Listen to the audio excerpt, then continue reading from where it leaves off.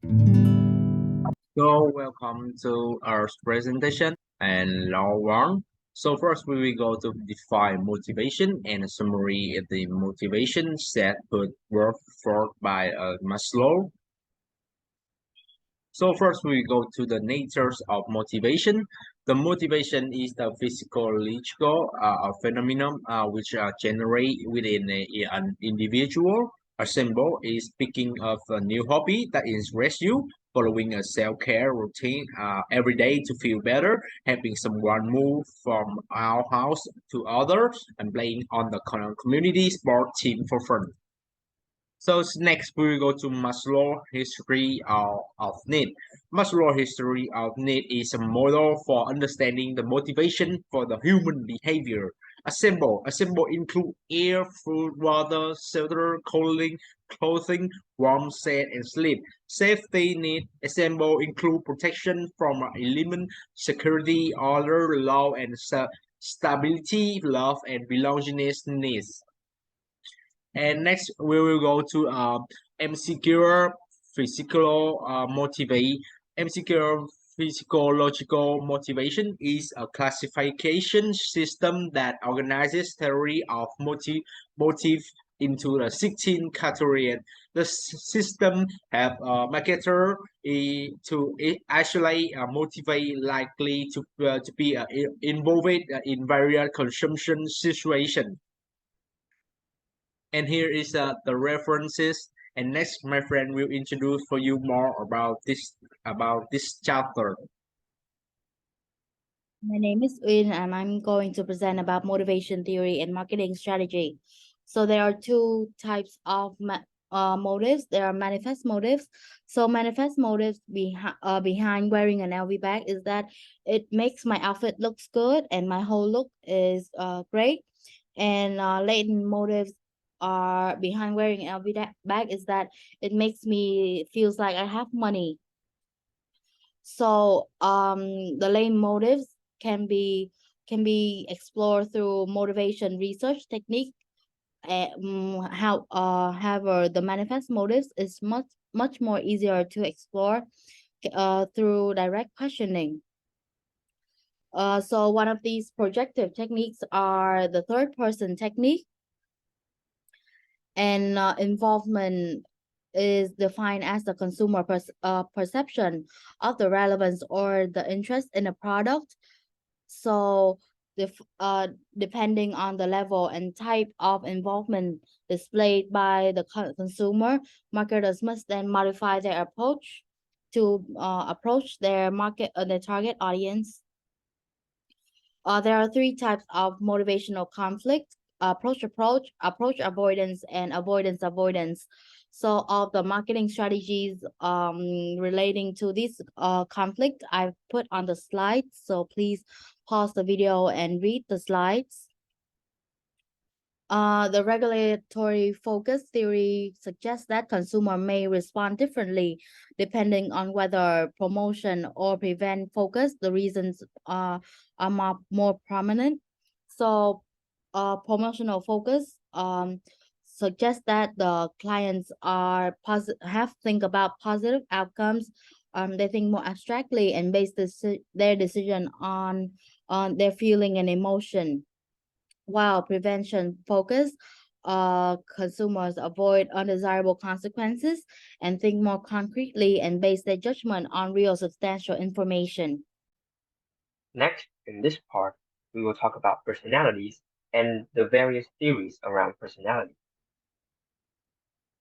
First, personality refers to the characteristics and behavior that create a person's uniqueness in life, including their significant traits and values, what interests them, what motivates them, and their own emotional patterns.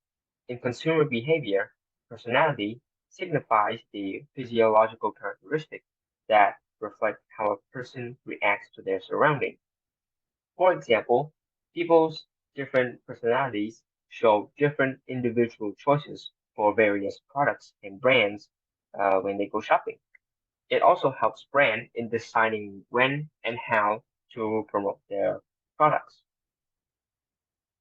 So these personalities are put into what is called trait theories. Trait theories examine personality as an individual difference, and it allows marketers to segment consumers as a function of their personality differences.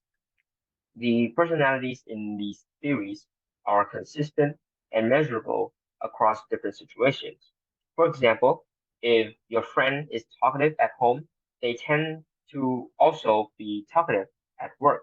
So personality traits are also stable over time and in behaviors that are related to said trait. There are two ways to approach the trait theories. First one is multi-trait. The multi-trait personality theory identifies several traits that make up a portion of an individual's personality. For example, we have the Big Five model, which calculate the percentage of five important categories of a person's personality.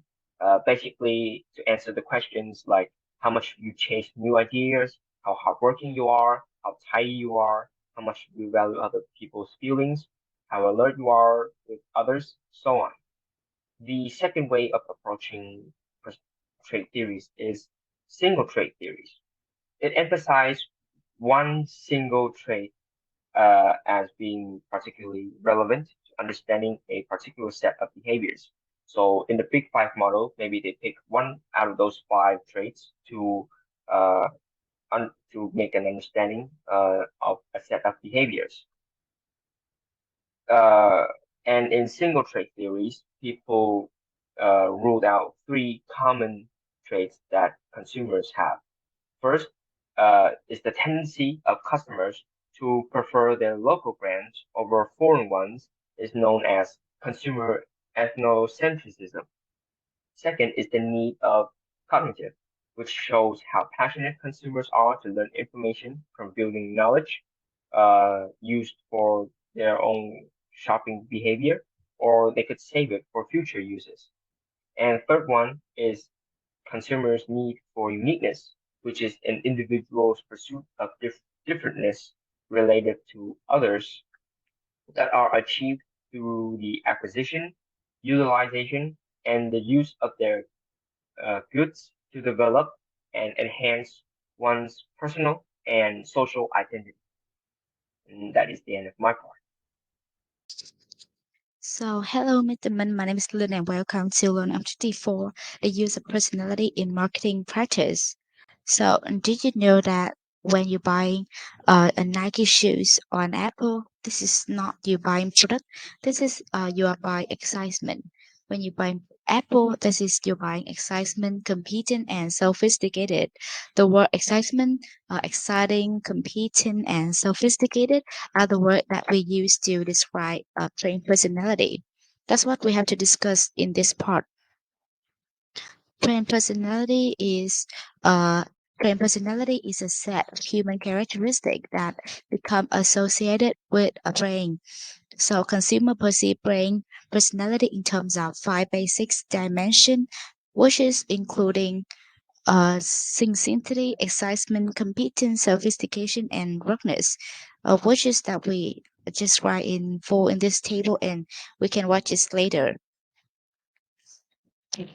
Researchers have drew some conclusion about brain personality include consumer readily assign human characteristic to brain that we seems like usually sees that a brain like Rolex or Apple naturally like a luxury brain, a sophisticated brain or Nike like excitement brain because their image and the kind of their use marketing strategy.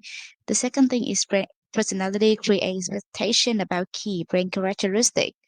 Uh, like when we perceive that Apple is a sophisticated brain, we usually hope them will have some kind of thing that maybe prove for this brain personality. And the last one is personality is usually strong friendship for long-term relationship in the future with that brain. Marketer have numerous elements can be used to communicate plain personality, and the first one is celebrity in endorse. Celebrity endorse like some brand using celebrity to communicate their brand personality, characteristic, and meaning of the celebrity can be transferred to the brand. For example, the campaign that Pepsi collaborate with Blackpink communicate with Pepsi with the slogan "Good Yaku Pepsi" is by the targets to prove the dynamic, youthful energy from the brand. The next one is user imaginary. User is user imaginaries uh, basically understand that typical user they use some typical users along with image of the types of activity they engage in while using the brain. The emotion of tone the activities can also transfer to the brain. Mountain Dew features young activity user engaged in fun and exciting activity to communicate their personality like a brain that always have energy, always funny and youthful. And the last one is executional factors, which is go beyond the core message to include how is it communicate, include tone, hue, logo, typeface, and characteristic. For example, red is the color of passion, energy, excitement, reality. So red show up in 29% of major brain because it's a attention grabber. And this is the end of my presentation. So I will talk about emotion. Of course, everyone know emotion is every time we show the emotion of us, okay? So I just reply. So emotion like specific feeling that can be identified and influence the like or dislike aspect of a particular feeling, and it's a feeling associated with physical and psychological strength, and it can influence our behavior. And emotion usually strong and relatively uncontrolled feeling. I'll give you an example like a person is high emotion and exciting with everything and have a happy feeling still okay and of course sometimes she can buy a lot and buy everything she like and do everything she want. um, that kind of emotion influence our behavior. And if sometimes person feeling sad, distressed, at times they may not want to buy anything. Um, or she may buy a product that make she more leisure.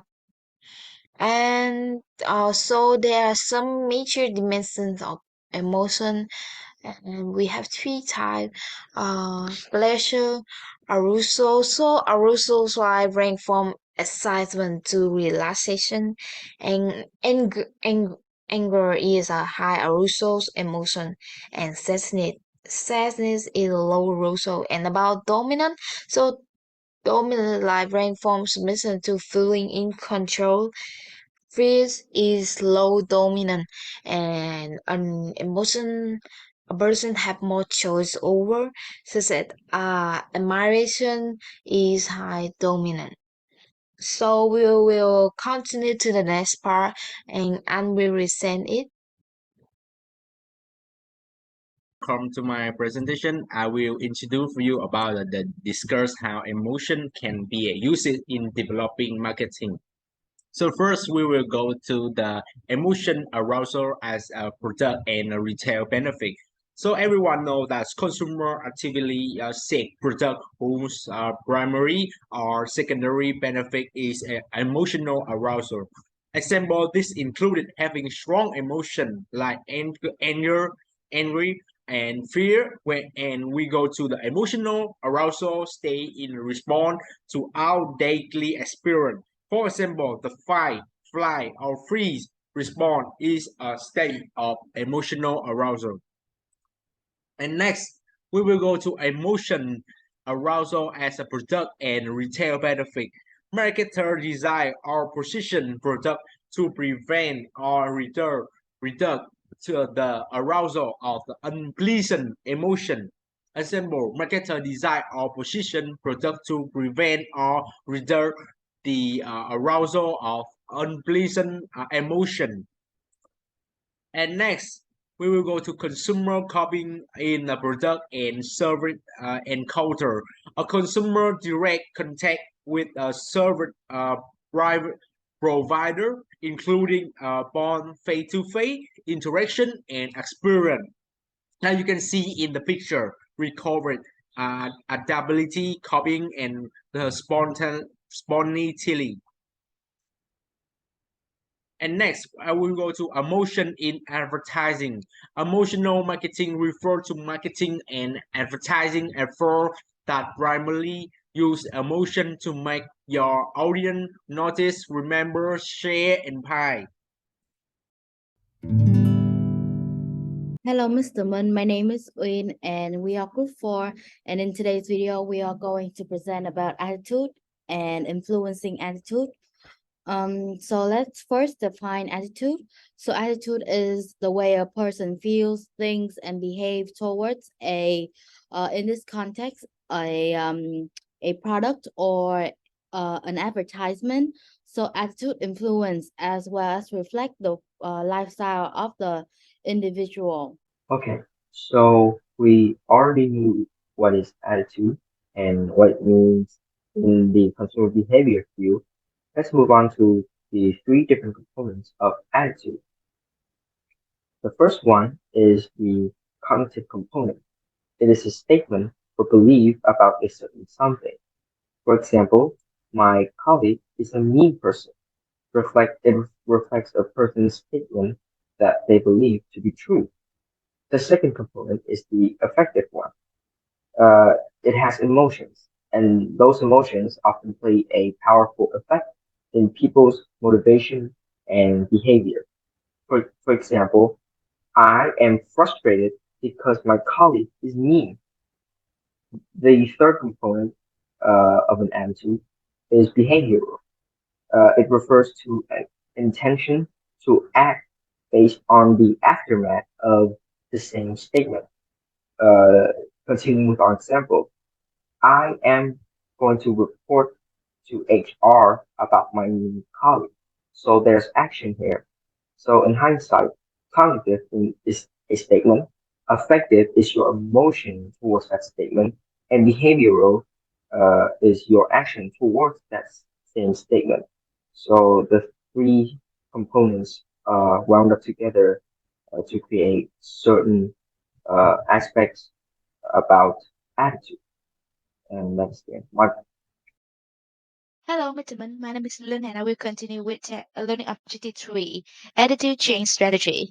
Like previously, know that marketers always want to influence their consumer behavior by changing attitude component, which is following by the model PAC, including behavioral, affective, and cognitive.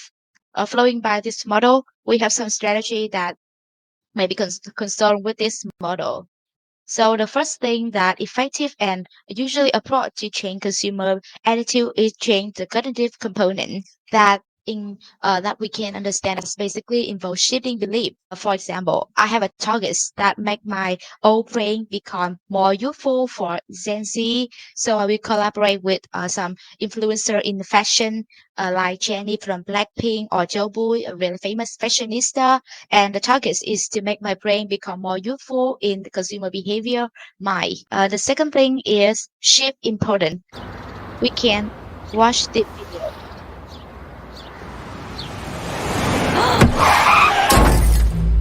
911, this is Karen from OnStar. We have a single impact crash located on Highway. Are you okay? I'm okay.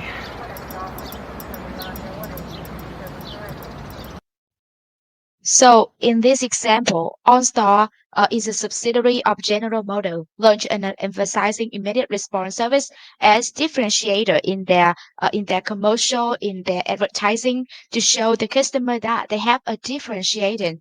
So the GM or General Motors make customer want to buy the product because of its add-on service, rather than buying product from Nissan or Toyota because they don't have another kind of service. About the third strategy, which is add belief. This is like you add new belief to the consumer belief structure. one advertisement that's really successful in the past is from Aquafina with the slogan "Ý 4 chai 2 lít một ngày," which is make me believe that we need to drink about 2 meters of water every day to make our become well healthy. And the last one is change ideal. This is basically change the perception of the ideal. You change the result, you change the way that you produce the product. Example like H&M try to minimize the effect of image fashion to the brain by changing their way to produce clothes, which is maybe can promote their consumer, especially some people really care about some environment problem to buy the product. With the next one, we also can change the effective component by using some basic approachable to directly increase effect. First one is classical conditioning. Classical conditioning is basically that you use some music, some image that can affect your consumer. Uh, from after a long time, the positive attitude toward the music or the image can maybe transfer to the brain. Another thing it affects you toward the ad or website. This is when you're using some celebrity, some emotional to make the consumer feel that they have a positive thinking about their brand. And the last one, immerse both. You try to appear as much as possible in consumer mind. That is why some very famous brand like Pepsi, Coca-Cola, or some kind of brand, even though they become a well-known brand in the world, they still continue to advertising every day to create a specific space in consumer mind. And the last one is change the behavioral component.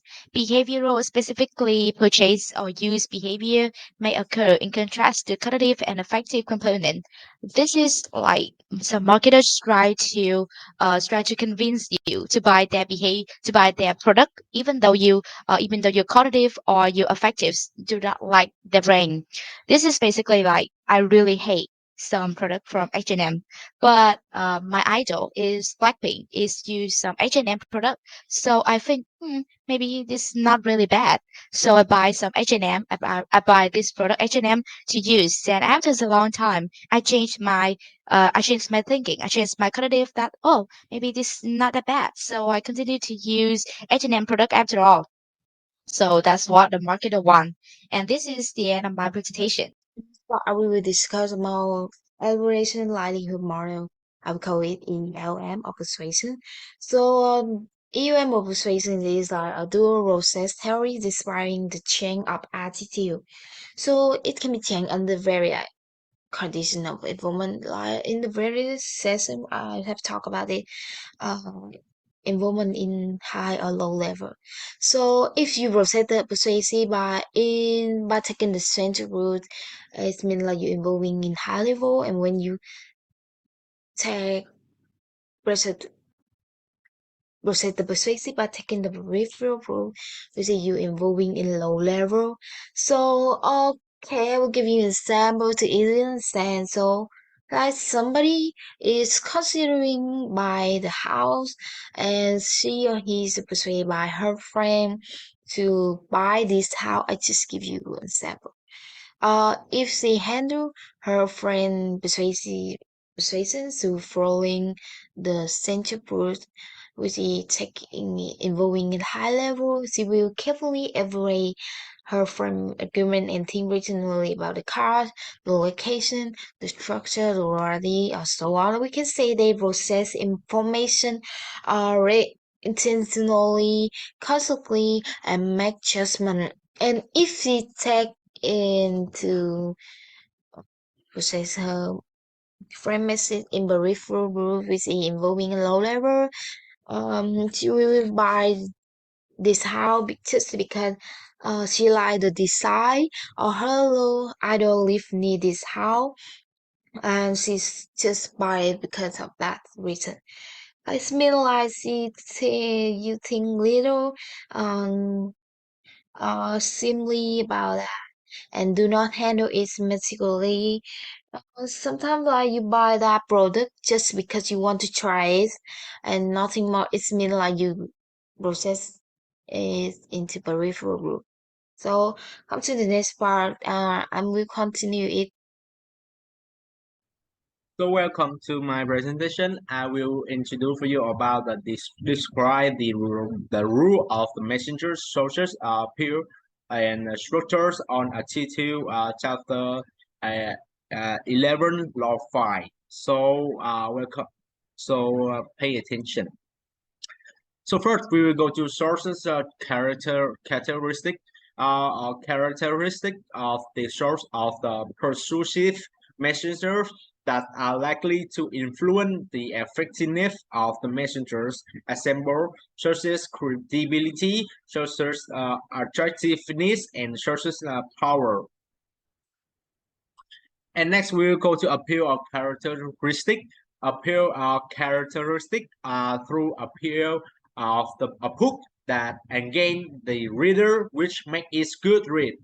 The vocabulary appeal including pacing, characterization, story, like parsing, background detail, from mood, tone, writing style, and genre. And we will go to next is messenger structure characteristic. A messenger consists of the following part: a header containing identifying and routing information, optional property that can be used to convey an additional identifying information beyond that contained in the header, a body containing the actual content of the messengers.